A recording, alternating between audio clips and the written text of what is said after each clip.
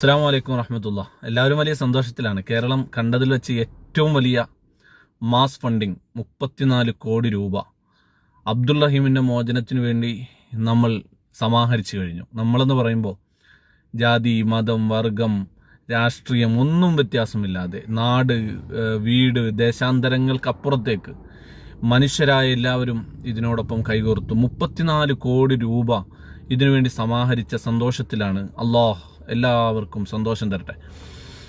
ഈ സമയത്ത് ഓർക്കേണ്ട ഒന്ന് രണ്ട് മുഖങ്ങളുണ്ട്. ഒന്ന്, ഇങ്ങനെ ഒരു മാസ് ഫണ്ടിങ് നമ്മുടെ നാട്ടിൽ ഇങ്ങനെയുള്ള ക്ഷീണിക്കുന്ന പാവപ്പെട്ട രോഗികൾക്ക് വേണ്ടിയൊക്കെ മാസ് ഫണ്ടിങ് നടത്തി നമ്മെ പഠിപ്പിച്ച ഒരാളുണ്ട്. അയാളുടെ പേര് ഫിറോസ് കുന്നംപറമ്പിൽ എന്നാണ്. അതിനുശേഷം നിരവധി ചാരിറ്റി പ്രവർത്തകരോ അല്ലെങ്കിൽ ചാരിറ്റിയുമായി ബന്ധപ്പെട്ടവരോ വരികയും അതുമായി ബന്ധപ്പെട്ട പല വിഷയങ്ങളും ഒക്കെ ഉണ്ട്. അതൊക്കെ ഒരു സൈഡിൽ നിൽക്കുമ്പോൾ പോലും ഇങ്ങനെ ഒരാവശ്യം വരുമ്പോൾ എല്ലാവരും കൈ കോർത്ത് നിന്ന് ഇതിനോട് സഹകരിക്കണം എന്ന് നമ്മെ പഠിപ്പിച്ച ഫിറോസ് കുന്നംപറമ്പിൽ, അദ്ദേഹത്തിനെ നന്മമരം എന്ന് വിളിച്ച് ആക്ഷേപിക്കുകയും അല്ലാതെയും ഒക്കെ പറയുന്നവരുണ്ടെങ്കിലും അദ്ദേഹം നമുക്ക് കാണിച്ചു തന്ന ഒരു സംസ്കാരത്തിൻ്റെ ഭാഗമാണ്. അതിനു മുമ്പും ഒരുപക്ഷെ നടന്നിട്ടുണ്ടാകും. നമ്മുടെ പള്ളികളോ അല്ലെങ്കിൽ നാട്ടിലുള്ള നാട്ടുകൂട്ടങ്ങൾ, ക്ലബ്ബുകൾ കേന്ദ്രീകരിച്ച് ചികിത്സാ സഹായങ്ങളോ മറ്റോ കൊടുത്തിട്ടുണ്ടെങ്കിലും ഇത്തരത്തിലൊരു മാസ് ഫണ്ടിങ് നമ്മളെ പഠിപ്പിച്ചതിൻ്റെ ഒരു ക്രെഡിറ്റ് അദ്ദേഹത്തിന് കൊടുക്കണം. കേരളം അദ്ദേഹത്തോടും കടപ്പെട്ടിരിക്കുന്നു. രണ്ടാമതൊരാൾ ബോച്ചയാണ്. ബോച്ച ഇറങ്ങിയ അദ്ദേഹം 1 കോടി രൂപ ഞാൻ കൊടുക്കാം എന്ന് പറഞ്ഞു ഇറങ്ങി ബോച്ചെ. അദ്ദേഹം നല്ലൊരു ബിസിനസ്സുകാരനാണ്.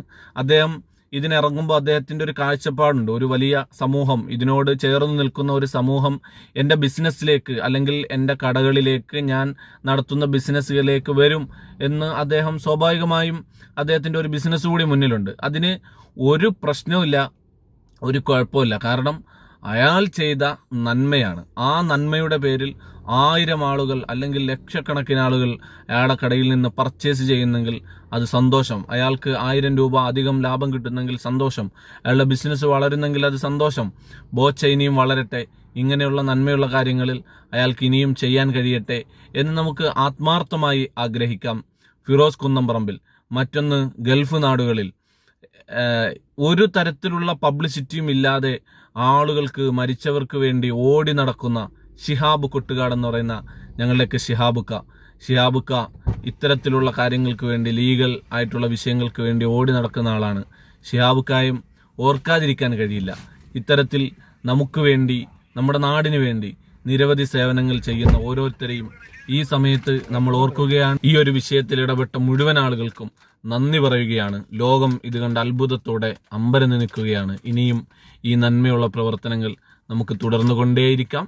കേരളം ഒരാൾക്കും തോൽപ്പിക്കാൻ കഴിയാത്ത മതസൗഹാർദ്ദത്തിൻ്റെയും കാരുണ്യത്തിൻ്റെയും നാടായി ലോകത്ത് ചരിത്രത്തിൽ തുന്നിച്ചേർക്കപ്പെട്ട നാടായിട്ടുണ്ട്.